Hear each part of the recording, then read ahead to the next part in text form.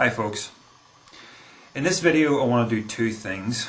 I want to talk about the sort of worldview that allows something like psychokinesis and extrasensory perception to be possible. And secondly, I want to give you some fairly basic instructions of how to generate a small psychokinetic effect in the world.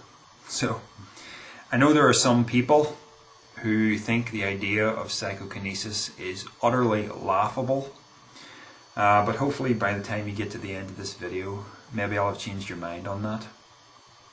So anyway, straight down to business. Most people finish school with a sense of the nature of reality in that it's three-dimensionally solid, that atoms are essentially like the Lego bricks of reality, and there's no real deeper picture than that. So we know this is not the way reality actually is. If you delve a little bit deeper and get into quantum physics, you learn that things are an awful lot stranger than that. Everything's interconnected. Electrons travel over distances, electrons being subatomic particles, travel over distance, but do so via the entire universe. At least that's what the mathematics says. So the universe is an interconnected unity. We just perceive it in a certain way that looks three-dimensionally solid. You know, things looked separate from each other. And the best analogy I can make on that is the video game arena, where you play a first-person shooter. You're looking at objects on your screen. You can walk around them, interact with them. You can shoot things. Everything looks separate from each other, but its fundamental essence is just a bunch of ones and zeros on a CD-ROM disc or a DVD-ROM, or flowing through microchips in your Xbox 360 or whatever. It's not three-dimensionally solid in its most fundamental essence. And the same kind of thing is true of the nature of reality. It's a big interconnected sea of energy. Okay?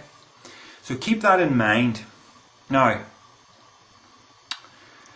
I think one of the most fundamental statements that I can make about existence, maybe the most fundamental statement, is that existence consists of will and perception. Now let's talk a little bit about these two things. By will, I mean generating the urge to do something, to do an action. And by perception, I mean things flowing into you from outside of you. Whatever we mean by you. Alright? So, the will works normally through the brain and through the body. So in other words, if I want to pick up that USB stick there, I just did that with my will. Alright? I'll put it down again because I will to put it down. So, I just generated thoughts in my brain. Those thoughts connected to bones and sinew and muscles, and my body obeyed. Alright? So there's the will acting outwards to get stuff done. Now at the same time, perception flows inwards, usually through 5 senses. Now the thing that you need to understand about sensory experience is that the world does not really consist of 5 separate elements. Everything is basically, all your 5 senses are basically one sense disguised as 5. Because and you could basically call this sense touch. Now I know we've got a sense that's already called touch, but I'm going to call this touch because that's mostly what it's like. For instance, when you smell something, that is due to particles touching your nostrils. Alright? When you see something, that is due to photons of light touching your eye. Whether that photon comes from a nearby candle or from stars in the sky that are light years away, it's being touched by little photons of light. Likewise, taste, it's actual particles, and touch, the sense of touch is actually touch.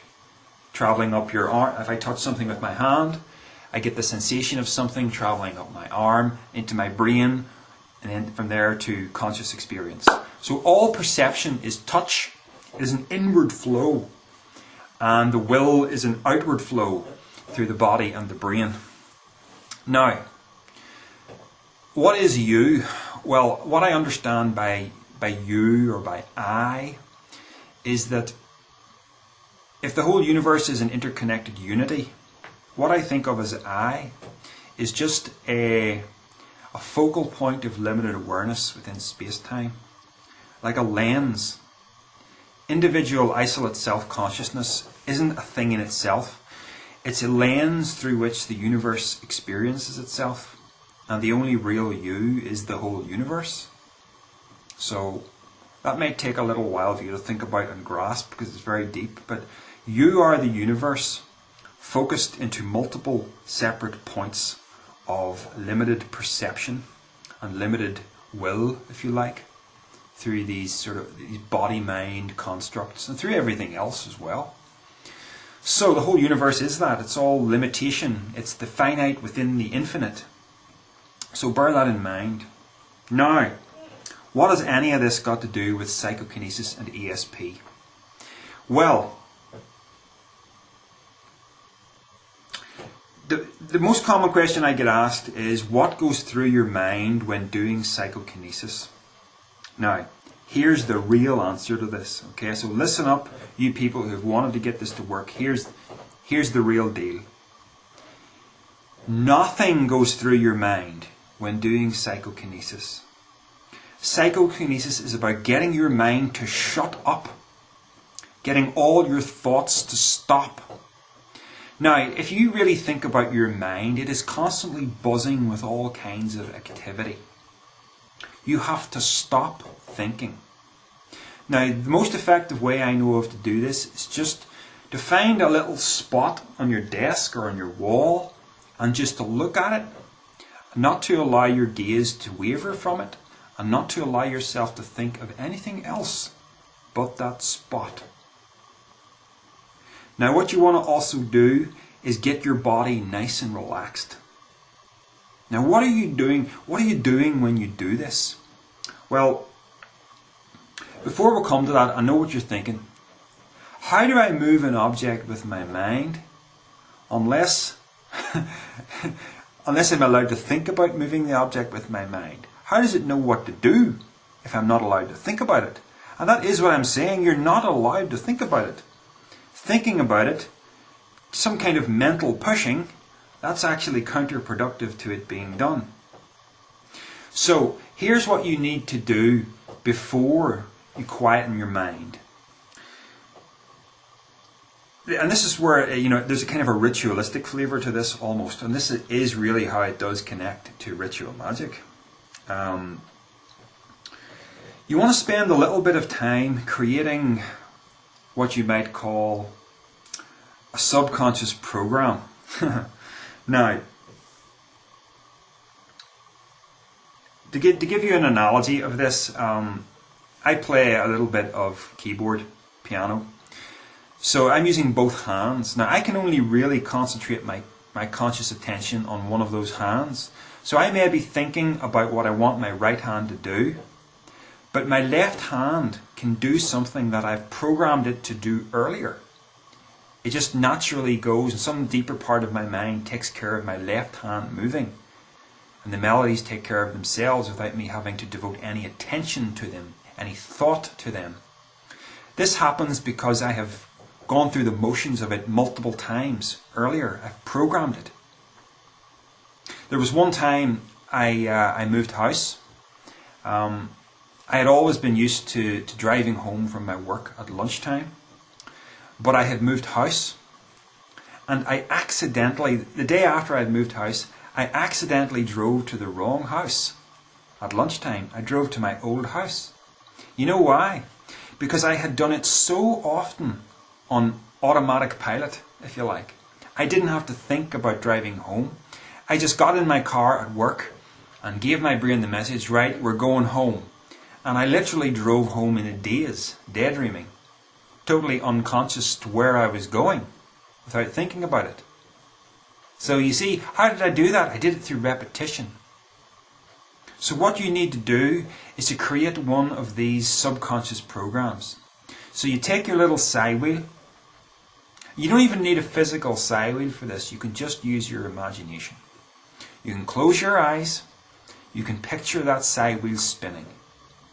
And while you're doing that, you want to be thinking, yes, at this point you do think, you want to be thinking, do this, do this, do this. I want this to happen, while you're imagining the side wheel spinning. Now, avoid changing your mind about what direction you want it to go in. You just want to create a kind of an automatic subconscious program. So think about clockwise or think about anti-clockwise. Pick a direction in your mind and stick to it. And as clearly as you can, be nice and relaxed and think about that thing spinning. Now, you're not wanting anything to happen right now. All you're doing is creating that unconscious program. Because when you go to do this for real, you're not allowed to think about it or it won't work. Your mind has to access that subconscious thing that you've already constructed. Okay? So, the more you do this, I reckon, the more effective it will be. But you can literally try it for about 5 or 10 minutes and then give this a go and see what happens. So, you've got that little mental construct in play. Just trust that it will take care of itself. Now you're ready to do the thing for real. So you sit down, you put your side wheel in front of you, you put your hands beside it, but not too close, because you don't want to, mistake this for some kind of thermal effect, alright? But the energy required for this, the energy that's required for this to happen has to come from somewhere, and it will generally come from within you. So it's useful to keep your hands nearby. Not entirely necessary, I don't think, but it's useful.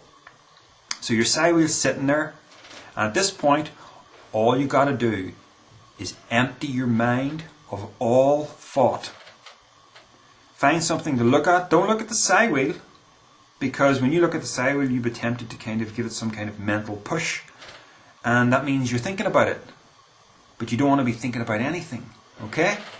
So find a spot, find something to stare at that's somewhere near the side wheel so that you can kind of see the side wheel out of the corner of your eye.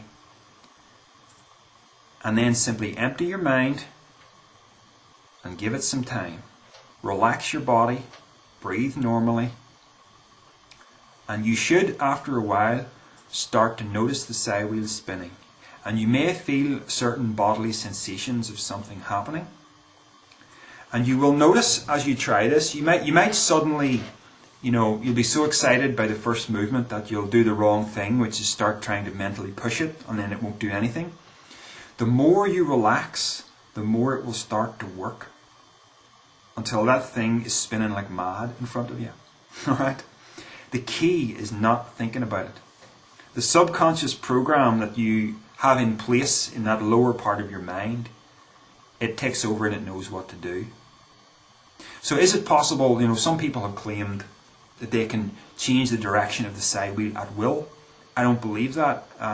That's totally contrary to my experience.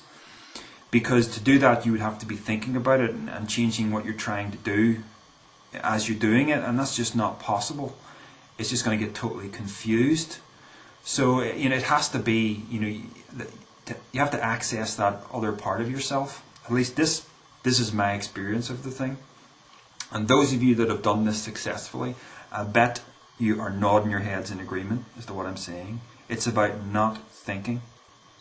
Now, how do I connect this to all this stuff I was saying at the very beginning about the nature of reality and about will and perception? Well, if you are the infinite, focused to a point of limited awareness within space-time, using this lens, this aperture that we call body-mind, all psychokinesis is a slight adjustment of the lens, a slight adjustment of the aperture. So, it's kind of like this. Perception normally occurs through the 5 senses. But if you can relax yourself to the point where the differentiation between self and other starts to disappear, then you can perceive things that you ordinarily wouldn't be allowed to perceive. Likewise, if you can relax yourself, the will has freedom to operate outside the normal channels of body and mind. So the term psychokinesis is a little bit, it's not really the mind that does it, you know, it's something beneath the mind, something that we might just call the self. So you're doing a little trick with reality almost. You're widening the aperture that normally is you, this focal point. And when that happens, some strange things can occur. It's not supernatural. I don't believe that at all. If it were supernatural, I should be able to like raise this laptop off the desk. But no, only the subtlest things seem to be possible. And that tells me that this is working completely, you know, in keeping with the laws of physics, not against the laws of physics. So you people who think that, you know, with enough training, you're going to be doing all kinds of wonderful things, that's just not going to happen. For this very reason, that, you know, you are constrained by the limits of reality, the limits of physics. So if you want to do a psychokinetic effect, the energy has to come from somewhere. So if you imagine an object, you know, an object levitating like this here, what possible energy would it take to actually keep that thing off the ground in defiance of the law of gravity? I can't imagine where that kind of energy would come from. That's not going to happen. And secondly, if such feats really were possible, the James Randi $1 million would be long gone. The only reason it's not long gone is because legitimate psychic effects are very, very small and highly unpredictable. And the ones that are somewhat predictable, like the one I'm teaching you about right now, using a psi wheel, they're just not big enough to convince something like the JRF, the James Randi Challenge. You know, they want you to be checkmated by something grand, and this isn't very grand. You know, people have said to me, well, if all you can really do is spin psi wheels, what's the point? The point is that it helps you to completely redefine what reality is. And this is where, you know, I feel kind of disappointed in a lot of my viewers, because the vast majority of the videos that I make are about philosophy, particularly about non-dual philosophy. And my interest in psychokinesis stemmed from an interest in the nature of reality. Whereas, you know, a lot of the people I think who view my channel, you know, if I make a psychokinesis video, whoa, the hits just start to climb. But if I make a philosophy video, maybe it'll get 100 hits over a period of, or 1,000 hits over a period of a couple of months, if I'm lucky. Whereas the psychokinesis ones will be on several thousand.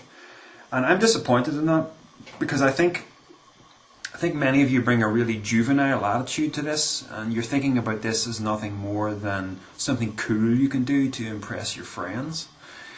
It's really not about that at all. It's about figuring out how the universe works and figuring out what you are in relation to the universe. So if I can possibly encourage you to download my free book, and regardless of whether you want to read the whole thing or whether you want to just dive straight into part 4 and learn what I have to say about psychokinesis and magic and stuff like that, and even how this connects to prayer, because the very same thing is what's going on with prayer. What are you doing when you pray to a God? You're projecting your will outwards. It's not really different, especially if, you know, it may be especially potent if the projection of your will is accompanied by a mindlessness, you know, a state of consciousness where you're using emotion in a really fervent way to try and almost get you out of your own mind, in the manner that you might see among charismatics and Pentecostals, not in the manner that you might see in the more traditional churches where it's not my will, Lord, but thine be done, and this sort of thing.